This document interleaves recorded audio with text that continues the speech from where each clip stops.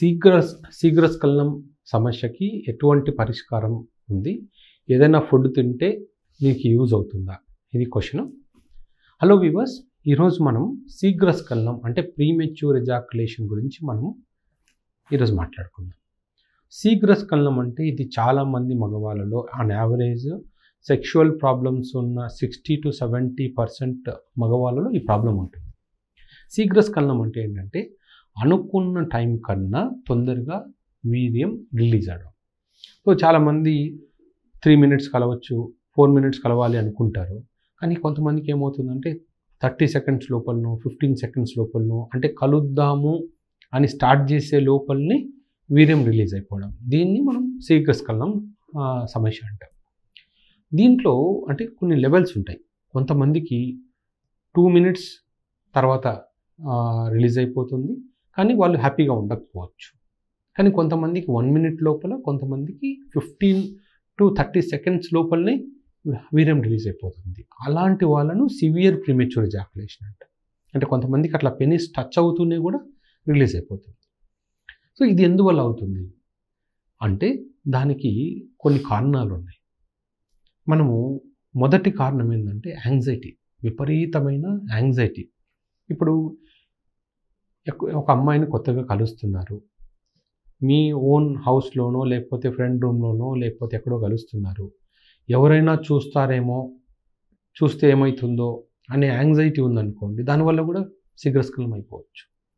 లేదా చాలా రోజుల తర్వాత చాలా ఊహలతో అమ్మాయిని కలుస్తున్నారు, ఆ ఎగ్జైట్మెంట్ కూడా శీఘ్రస్ఖలనం అయిపోవచ్చు. సో ఇలా అయ్యే వాటిని సైకోజెనిక్ ప్రీమెచ్యూర్ ఎజాక్యులేషన్ అంటాం. అంటే యాంగ్జైటీ రిలేటెడ్ ప్రీమెచ్యూర్ ఎజాక్యులేషన్.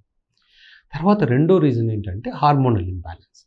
అంటే బాడీలో థైరాయిడ్ హార్మోన్స్ కానీ, ప్రొలాక్టిన్ హార్మోన్ కానీ, టెస్టోస్టెరాన్ హార్మోన్స్లో ఏదైనా ప్రాబ్లం ఉన్నా కూడా మనకు ప్రీమెచ్యూర్ ఎజాక్యులేషన్ అయిపోవచ్చు. మూడో రీజన్ ఏంటంటే ప్రాస్టేట్ గ్రంథిలో కానీ లోపల సీమెన్ ఎక్కడైతే స్టోర్ అవుతుందో ఆ సీమెన్ రిజర్వాయర్లో ఇన్ఫెక్షన్ ఉన్నా, లేదా సీమెన్ కల్చర్లో పాజిటివ్ వచ్చినా, అంటే సీమెన్లో బ్యాక్టీరియా ఉన్నా, వైరస్ ఉన్నా, ఫంగస్ ఉన్నా మనకు ప్రీమెచ్యూర్ ఎజాక్యులేషన్ అయిపోవచ్చు. సో అంటే ఇది ఇన్ఫెక్షన్ రిలేటెడ్ ప్రీమెచ్యూర్ ఎజాక్యులేషన్ అంటాం. నాలుగో రీజన్ ఏంటంటే లోకల్ రీజన్స్. అంటే ఇప్పుడు కొంతమందికి పెనిస్ మీద స్కిన్ బాగా సెన్సిటివ్గా ఉంటుంది. చాలామంది అసలు టచ్ చేస్తూనే డాక్టర్ గారు నాకు టచ్ చేయాలంటేనే భయము, అంత సెన్సిటివ్గా ఉంది అంటారు. అలా సెన్సిటివ్గా ఉన్న ప్రీమెచ్యూర్ ఎజాక్యులేషన్ అయిపోతుంది. కొంతమందికి స్కిన్ బాగా టైట్ ఉంటుంది, అంటే వెనక్కి లాగడానికి కూడా రానంత టైట్గా ఉంటుంది. దానివల్ల కూడా ప్రీమెచ్యూర్ ఎజాక్యులేషన్ అయిపోవచ్చు. కొంతమందికి పెనిస్ కింద చిన్న ఒక పొరలాగా అతుక్కొని ఉండొచ్చు, ఫ్రెనులం అంటాం, టైట్ ఫ్రెనులం ఇలాంటివి. లేదా కొంతమందికి డయాబెటీస్ ఉన్న వాళ్ళకి కానీ, పెనిస్ సరిగా క్లీన్ చేసుకొని వాళ్ళకు ఇన్ఫెక్షన్స్ వచ్చి ఆ పైన ఉన్న ఇన్ఫెక్షన్ వచ్చి ఆ పెనిస్ పైన ఉన్న స్కిన్లో ప్రాబ్లమ్స్ ఉండి కూడా అక్కడ నర్వ్ ఎండింగ్స్ ఎక్స్పోజ్ అయ్యి కూడా ప్రీమెచ్యూర్ ఎజాక్యులేషన్ రావచ్చు. అంటే ఈ 4 రీజన్స్లో మనకు రీజన్ ఎక్కడుంది అనేది చూసుకోవాలి. సైకలాజికల్ ప్రీమెచ్యూర్ ఎజాక్యులేషన్లో ఇంకొకటి ఉంది. ఇప్పుడు కొంతమంది చిన్న ఏజ్లోనే మాస్టర్బేషన్ అంటే హస్తప్రయోగం చేసుకోవడం మొదలుపెట్టి, ఆ టైంలో ఎలా చేయాలో తెలియదు కాబట్టి ఎవరైనా చూస్తారేమో తొందరగా చేసేసుకోవాలి అన్న ఆలోచనతో ఏం చేస్తారంటే తొందరగా స్పెర్మ్ రిలీజ్ అయ్యేట్లు బాడీకి అలవాటు చేసేస్తారు. సో అది అలాగే సీమెన్ ఎజాక్యులేషన్ సిస్టమ్ బాడీ అలాగే ట్రైన్ అయిపోయి వాళ్ళకి ఎప్పుడు తొందరగానే ఎజాక్యులేట్ అయిపోతుంది. సో ఈ 4 రీజన్స్లో ఏ ప్రాబ్లం ఉందో మనం ఐడెంటిఫై చేసుకొని మనం ట్రీట్ చేసుకోవాలి.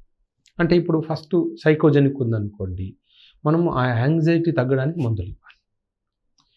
అలాగే హార్మోన్స్లో ప్రాబ్లం ఉందనుకోండి, మనం హార్మోన్స్ని కరెక్షన్ చేయొచ్చు. ఈ 2 చాలా ఈజీగా ట్రీట్ చేయొచ్చు. సో మూడోది ఇన్ఫెక్షన్స్. అంటే ఒకవేళ ఇన్ఫెక్షన్స్ ప్రాస్టేట్లో కానీ సీమెన్లో కానీ ఇన్ఫెక్షన్స్ ఉంటే ఫస్ట్ ఇన్ఫెక్షన్స్ ట్రీట్ చేస్తే మళ్ళీ ఈ యాంగ్జైటీ రిలేటెడ్ మెడికేషన్స్ ఇస్తే మనకు సెట్ అయిపోతుంది.